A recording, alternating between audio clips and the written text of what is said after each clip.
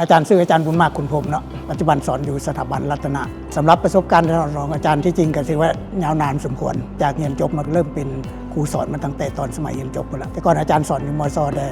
และว่าปัจจุบันนี้มาสอนอยู่รัตนะเนี่ยคณะรวมอายุการสอนก็เกือบ40แล้วตามมุมมองอาจารย์คิดว่าการสอนก็คือการช่วยให้นักเรียนนักศึกษานี่มีความรู้อันใหม่ในสิ่งที่เขาบ่ทันรู้ฉะนั้นหน้าที่ของครูเราก็จำเป็นจะต้องได้ไป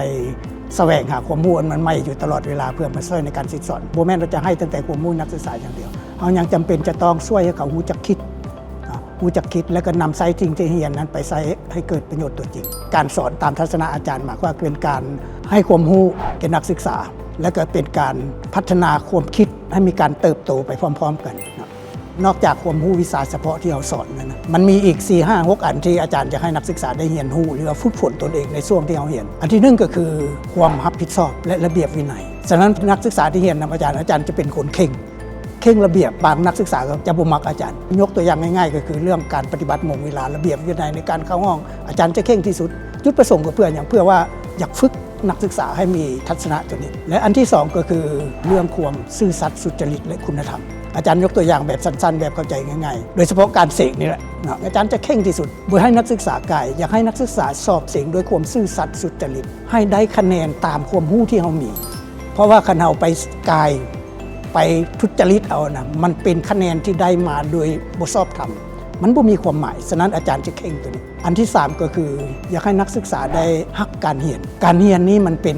สิ่งหนึ่งที่ช่วยให้อนาคตเขามีความเจริญรุ่งเรืองถ้าเราเปรียบการสอนนี่กับคำก็มีสิ่งที่คือกันอยู่อันที่นึงก็คือคำนี้เป็นของที่มีค่าฉะนั้นการสอนหรือว่าการเรียนก็เป็นการที่ให้คุณค่าแก่คนเป็นการเพิ่มความรู้ให้แก่คนและคำนี้เขาจำต้องได้ค้นเอาความรู้หรือว่าการสอนนี่คือกันต้องค้นคว้าแสวงหามันจึงจะได้มาเปรียบตัวที่3คือคำนี้เขาจำเป็นจะต้องได้มีการหล่อหลอมหรือว่า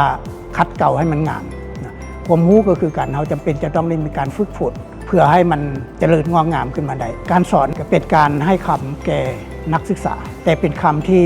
บ่เคยหมดคุณค่าเมื่อให้แล้วก็จะเฮ็ดให้คนที่รับมันมีคุณค่าหลายขึ้นฉะนั้นการสอนเปรียบเหมือนคำที่บ่เคยหมดคุณค่า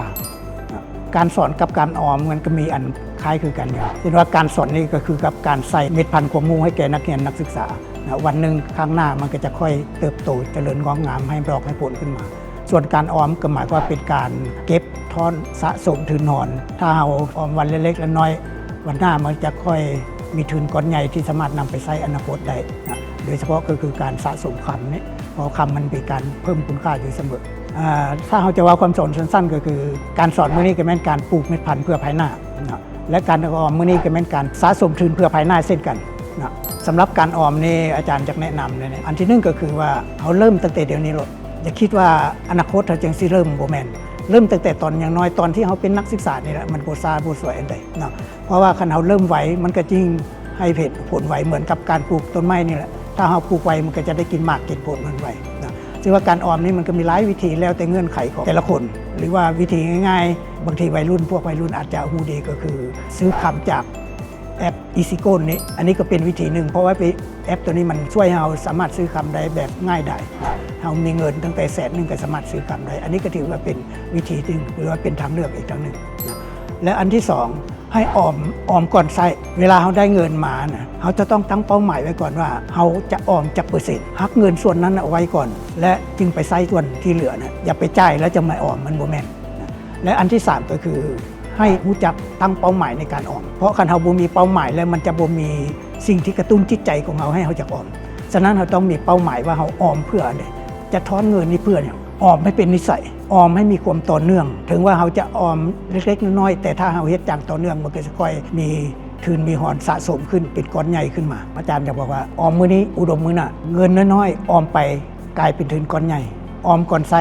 ชีวิตบ่ยากจนตัวที่อาจารย์อยากฝากให้นักศึกษาก็คือว่าอันที่หนึ่งก็คือเรียนให้มีความหมายเรียนให้มีความหมายหมายความว่าหมายความว่าเรียนเพื่อให้มีความรู้แท้ๆให้มันมีความรู้เฮาจบไปแล้วให้สามารถนำไปใช้ได้แท้ๆและอันที่2ก็คือความรับผิดชอบและระเบียบวินัยอันนี้เขาก็จะต้องพยายามฝึกฝนตนเองให้มีระเบียบวินัยมีความรับผิดชอบต่อหน้าที่เขาเป็นนักเรียนมีหน้าที่รับผิดชอบอันใดๆและเรื่องระเบียบวินัยเขาก็ต้องให้ฝึกฝนไว้ตั้งแต่เดี๋ยวนี้และอันที่3ก็คือให้รู้จักการวางแผนและการออมอันนี้ก็เป็นมันจะช่วยสร้างอนาคตของเราพยายาม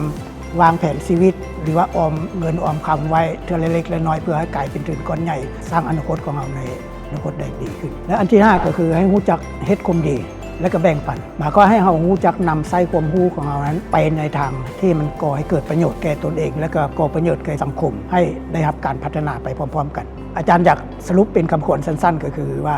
เรียนเพื่อให้รู้เพื่อทำและก็นำใช้ให้เกิดประโยชน์จากฝากไว้นำนักศึกษาในนี้ครับ